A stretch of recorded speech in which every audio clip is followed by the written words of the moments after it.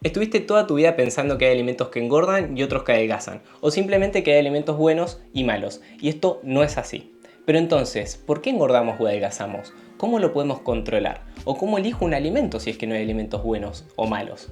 No te preocupes que en este video te voy a resolver todas estas dudas. En las redes sociales y en internet en general vas a encontrar muchísima información muy contradictoria que seguramente te genere más dudas que certezas. Vas a encontrar influencers o incluso algunos profesionales de la salud diciendo estas típicas frases de los 5 alimentos más venenosos o el pan te hace engordar. Pero, ¿qué nos dice la ciencia? Primero tenés que tener en cuenta que no todos los estudios científicos son iguales. Hay algunos de mayor calidad que otros, algunos son muy buenos, otros son muy malos y la gran mayoría se encuentra entre estos dos extremos. Entonces reformulemos la pregunta. ¿Qué nos dice la ciencia de mejor calidad sobre estos mensajes extremistas? Nos dice que genera pensamientos dicotómicos. Esto significa que vemos las cosas como buenas o malas cuando en realidad hay que tener en cuenta un montón de cosas para determinar si un alimento te puede hacer bien o mal. Estos pensamientos dicotómicos son muy característicos de las dietas restrictivas que hoy sabemos que no funcionan.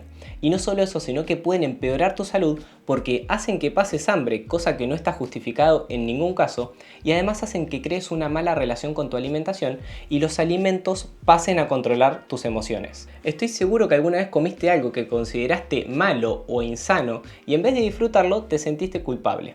Para que no te pase nunca más esto, vamos a ver esos factores que hacen que subas o bajes de peso. En el video anterior les dije que los alimentos nos dan una determinada cantidad de energía.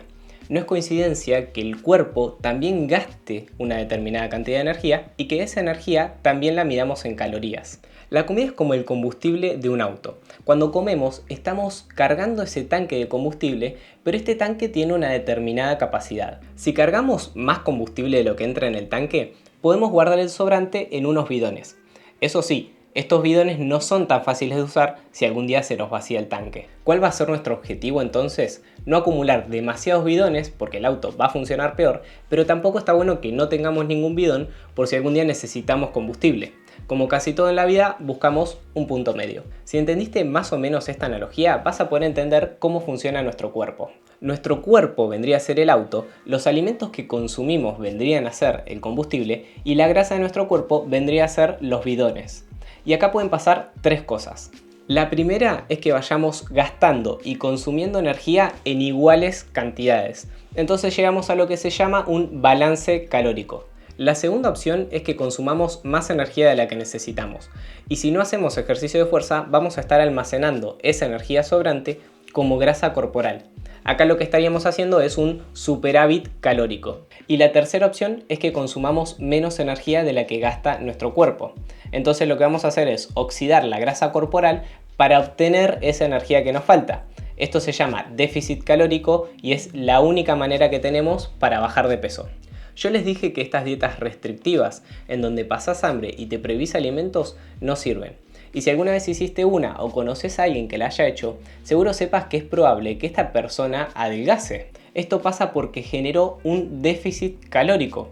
Pero la alimentación es mucho más que eso. Nosotros nos relacionamos con la comida y nos relacionamos con otras personas a través de la comida. Cuando aprendes a tener una alimentación verdaderamente saludable, te das cuenta que empiezan a gustarte más las verduras, los cereales integrales, las legumbres, etc. Y por otro lado, no estás todo el tiempo con ganas de tomar gaseosas, comer facturas, golosinas y ese tipo de productos tan estimulantes. Simplemente lo haces de vez en cuando verdaderamente tenés ganas, no te sentís culpable por hacerlo y en consecuencia tu salud física y mental se mantienen saludables. Ya vimos dos cosas muy importantes. Por un lado sabemos que las dietas restrictivas no funcionan. Y por el otro lado sabemos que para bajar de peso tenemos que lograr un déficit calórico. Eso significa consumir menos calorías de las que gastamos. Lo que no te dije es que hay varias formas de lograr este déficit calórico. Podés meterle menos calorías a tu cuerpo, podés hacer que tu cuerpo gaste más calorías y lo ideal es que ocurran ambas cosas al mismo tiempo. En el siguiente video vamos a ver que el cuerpo está compuesto por varias cosas, pero ahora solo nos vamos a enfocar en el músculo y en la grasa corporal. Todos tenemos unos rangos óptimos de la cantidad de músculo y grasa que necesitamos tener, pero a rasgos generales la mayoría va a buscar aumentar la cantidad de músculo y disminuir la cantidad de grasa corporal. Y atención con esto que es muy importante. Si vos haces un déficit calórico pero no haces ejercicio de fuerza o haces solo cardio, como puede ser andar en bicicleta, salir a correr o nadar, lo más probable es que pierdas grasa y músculo. Pero si vos haces un déficit calórico acompañado de ejercicio de fuerza bien hecho, lo más probable es que disminuyas la cantidad de grasa corporal y al mismo tiempo mantengas o incluso aumentes la cantidad de músculo. ¿Y por qué es tan importante esto? Porque todo el mundo sabe que tener demasiada grasa corporal es perjudicial para la salud, entonces se enfocan en ver un número más bajo en la balanza, o sea, bajar de peso, y este número no te sirve de nada. Hoy en día sabemos que algo todavía más importante que bajar la cantidad de grasa corporal es aumentar la cantidad de músculo. Y esto pasa por varios motivos, pero uno muy interesante es que el músculo gasta entre 3 y 4 veces más energía que la grasa corporal. Entonces, mientras más músculo tengamos, más fácil va a ser lograr un déficit calórico porque nuestro cuerpo va a gastar más energía. Y además te va a traer un montón de otros beneficios que vamos a ver en un video más adelante. Si podemos sacar una conclusión de todo esto, es que la mejor forma de bajar de peso es haciendo una recomposición corporal. Esto significa disminuir la cantidad de grasa y aumentar la cantidad de músculo.